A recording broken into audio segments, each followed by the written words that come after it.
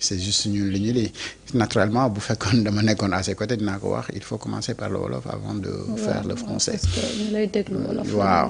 non dégg 80 nangam pour cent yëpp. wolof la ñu dégg donc avant de s'adresser à la France à Macron il faudra donc parler à sëñ Mountakha sëñ Malick ah. moom moo la wax Macron lay wax. mais quand tu parles français tu parles au français bu fekkee da ngay wax wolof tu s'adresses aux Sénégalais. voilà quelques constats ci forme communication bi yu nga xamante ni man jàpp naa ne c'est des choses yu nga xamante ni à améliorer et félicitations pour le respect quand même de la tradition. waaw bi yoon moom pour la première fois nag dëgg yàlla li nga wax ci tubaab. nga tekki ko correctement ci wolof. waaw Macky daf ñu doon nax rek Macky mooy wax tubaab lii ñëw ci wolof wax lu ko saf. tënk lu gàtt ci wolof wax li gars yi bëgg a dégg. non mais bii moom wax dëgg yàlla y a rien à dire parce que wolof beeg français bi moom. waaw traduire na ko normalement. loolu lu am solo la. waaye dafa am solo aussi. alors Seydina Alioune. moom le président Bassirou Diomaye Faye li nga xamante ni tey ñu bëri moom la ñu doon xaar ci ay kàddoom comme ni mu ko defee woon daaw parce que bi mu ñëwee wax na daaw ne li ñuy sonn ngir xam Thiaroye 44 lan moo fa xew loolu buñ ko sonnee tuuti xam li xew mars 2021.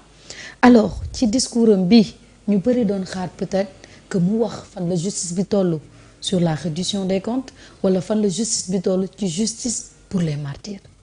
évidemment bokkoon na ci li nga xamante ni à 54% bu ko Sénégalais yi répondre au projet de PASTEF c'est pour ñaar yooyu la reddition des comptes et la justice sociale. Et pourquoi cette partie n'a pas été mise en avant ou tout simplement daf ko zappé ou mu ignoré ko loolu mooy li ëlëm ñu bëri. Et pourtant yàggul rek bi le premier ministre defee journée des martyrs pour rendre hommage ñi nga xamante ni dañu faatu ci xeex bi mais également ñi nga xamante ni dañu nekk ay blessés invalides am ñu nga xamante ni également ba léegi ñu ngi dund ak ay séquelles ñooñu soxla une justice pour au moins réparer tort wala cause bi nga xamante ni moom la leen gaañi teg mais le président de la République di woote jàmm naam nit ñi bëgg nañu jàmm mais jàmm quand même bala nga koo wax da ngay wax d'abord la vérité et donc bu fekkee ni nit ñi bëgg nañu am jàmm mais il faudra d'abord ñu xam kan moo def lan kan la ñu war a baal kan la ñu war a condamner mais parti boobu dañu gis ne ci adresse à la nation au président de la République moom dafa ignorer donc cette partie là bu nga xamante ni ñu bëri dañu ko doon xaar même ñi nekk dans l'opposition. J'ai vu Thiat def benn vidéo di laaj président de la République. kanaa di ñu wax fan la ñu toll ak reddition des comptes yi kanaa di ñu wax assises yi nga xamante ni moom nga defoon ci justice bi fan lañ ci def applicabilité bi ak yenn longue détention yi ak yenn yu bëri yu nga xamante ni si yoon la jëm mais ñu xam lan moom moo ci am fan nga toll ak ñi nga xamante ni jàpp nañ ne dañu randal alalu réew mi mais ñi nga xamante ni dañu def seeni manœuvre bopp ba ci veille élection plus de 80 personnes gaañu et que 80 personnes yooyu gaañu ñoom ñoo tax nga nekk président de la République. bu fekkee ni yow da nga nekk président de la République nga ñëw di def adresse à la nation ci moment bu nga xamante ni ñëpp dañ la doon xaar parce que dafa am at mu ko jiitu nga am lu nga xamante ni da nga ko waxoon ñu jàpp ne comme da nga ko wax balaa ñuy defaat fukki weer ak ñaar di yegg si waat ci beneen année. ngay defaat une adresse à la nation question yooyu di def fekk nga def ci seq ci ay jéego mu jëm ci kanam mais dafa wane tout simplement que ni comme zappé na ko mooy que ni totalement même dans les actions du gouvernement ces questions là bu ko kenn soulever waat parce que question la yu nga xamante ni bàyyi nañu ko ci ginnaaw et loolu ça peut faire mal et politiquement parlant ça peut lui coûter très cher et bref bon mooy lu nga xamante ni sénégalais yu bëri si unanimité ñoom ñëpp dañu nangu ne président de la République ponk bii nii jàpp nañ ne faaw mu leeralal ñu si parce que reddition des comptes boo xoolee ni nga xamante ni moom la année bi demee dafa mel ni dañu nekkoon semblant di def la reddition des comptes mais en réalité au finish il y avait pas de reddition des comptes et ba léegi nii sénégalais yi ñu ngi xaar reddition des comptes bu ko président ignoré ci adresse à la nation waxul lu jëm ci loolu donc dafay nekk lu nga xamante ni dafay xaw a ëlëm ñi nga xamante ni ñoom ñooy sénégalais yi et je pense que ni loolu moom mooy problème fondamental bi yi nga xamante ni aussi am na ci discours à la nation bi parce que la mbir la yoo xamante ni jàmm mënu la am tant que dëgg amul et dëgg pour mu am faaw justice également wax kan moo tooñ ak kan moo am dëgg mais bu fekkee ni président daf ko ignorer day tax xel yu bëri xalaat comme ni may xalaatee nii ne est-ce que léegi li nit ñi doon foog ci justice ci reddition des comptes ak manifestation yi fi am lan moo fi am yooyu yëpp kenn mënatul ci am yaakaar fi mu toll nii. Alors ci loolu kenn mën ci am yaakaar mais seen naa leen. jàpp nga ni quand même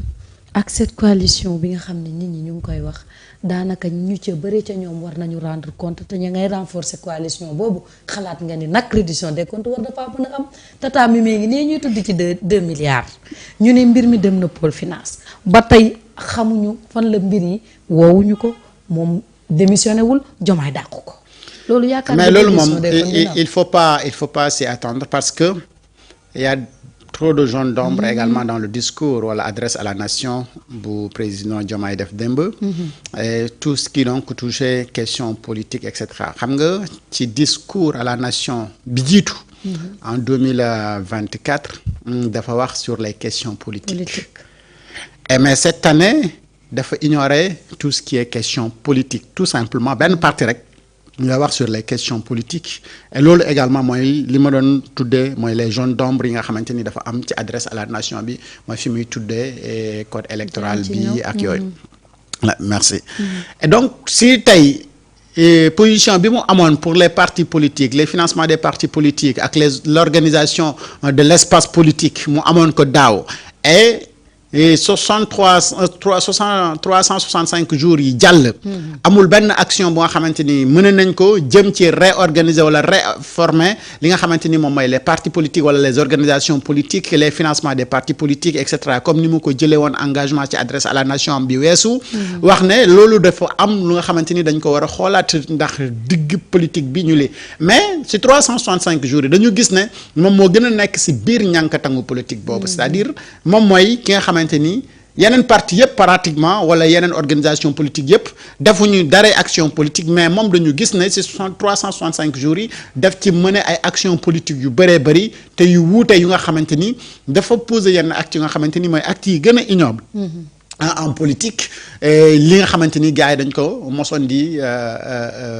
xeex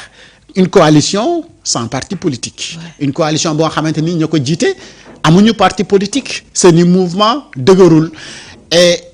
mu basé wu ci ignorer totalement ñi nga xamante ni ñoo la indi au pouvoir mais dem également jëli siège bu nga xamante ni les gens n'ont pas compris donc lan mooy financer donc ce siège boobu lan mooy financer seen coalition boobu lan mooy objectif en réalité wu coalition boobu ba léegi nit ñi dañuy ignorer donc lii ba mu nekk des actions politiques yu nga xamante ni pourtant yow yaa jëloon engagement ce discours wala adresse à la nation bi weesu ne espace boobu noonu dañu ko war a xoolaat les financements des partis politiques xoolaat ba loolu sax si nga sukkandiku ba def benn dialogue politique pour ñu xoolaat naka la ñuy def yow yaa toog ne les partis politiques yi nga xamante ni ñoom ñoo nekk en règle weesu ñu fukk ak ñeent alors comme da nga amoon ambition wu réorganiser waat espace boobu ba tax nga engagé Sénégal mu jël xaalis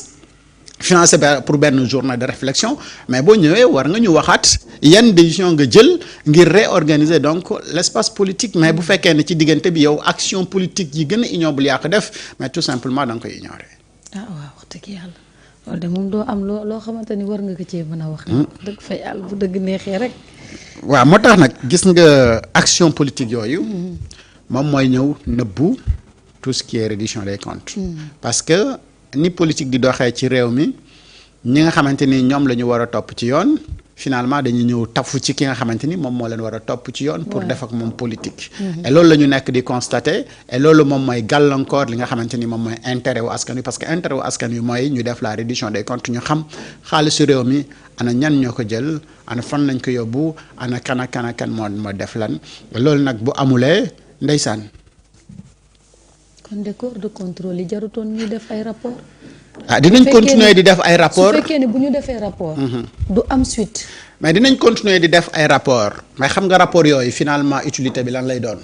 stratégie politique comme ni ko Macky Sall doon defee. bu ñu defee rapport ci yow nga téye ko woo ki nga xamante ni moom la rapport épinglé na ko gis nga lii sa dossier wa léegi da ngay wéy samay waaw wala ma jël yet bi rëq sa ndigg.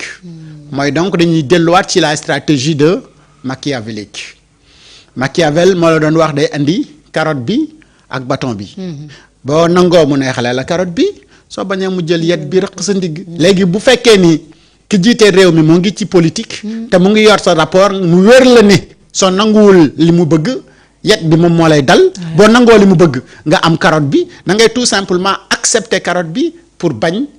yet bi dal sa kaw. loolu nag moom mooy la stratégie machiavélique. et maintenant cette stratégie machiavélique xam nga moom la publiquement le président de PASTEF défier ne moom du ko sax liir xamul sax ban stratégie la Machiavel di wax ci nguur waaye. la Seydina Muhammad sallallahu alayhi wa sallam santaane ngir ñu organiser ko société bi moom loolu lay topp te ci loolu lay dox. xam nga ñaari stratégie yi bu ñu wuutee bu kii nag nekkee fii kii nekk fële ñu dajee day xaw a jafe loolu rek moom moo waral président de la République def adresse à la nation. Le lendemain, le premier ministre a une activité bu muy présider jox une réponse automatique à son président de la République. fàttali ko ni ay engagement la ñu jëloon bi ñu ñëwee woon fii ci at ñi nga xamante ni dañ doon wut nguur gi.